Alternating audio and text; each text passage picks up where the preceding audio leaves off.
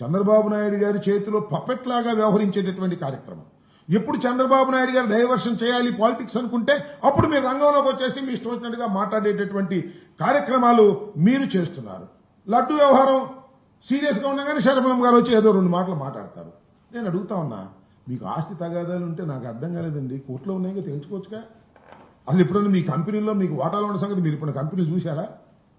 జగన్మోహన్ రెడ్డి గారి సిస్టర్ గాను, రాజశేఖర రెడ్డి గారి కూతురు గాను మీరు అందరికీ ప్రసిద్ధులు, దానిలో ఏం సందేహం లేదు. కంపెనీల్లో వాటాలు కావచ్చు. పెళ్లి అయిపోయిన తర్వాత 10 సంవత్సరాల తర్వాత మా చెల్లికి నేను వాటా ఇవ్వమంటే నేను ఇస్తానా? చంద్రబాబు నియమనంటే నాకు అర్థం కాలే.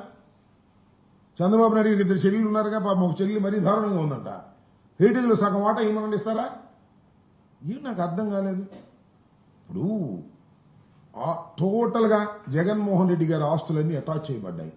రాజశేఖర రెడ్డి గారి మరణం తర్వాత కేసులు ఉన్నాయి, గందరగోళాలు ఉన్నాయి. అసలు ఆ కేసులు ఏమవుతాయి ఏమిటి అనే టెన్షనే లేదు. నాకు వాటా కావాలి, నాకు వాటా కావాలంటే అన్నకి ఇష్టమైతే వాటాలు ఇస్తాడు, ప్రేమ ఉంటే వాటాలు ఇస్తాడు.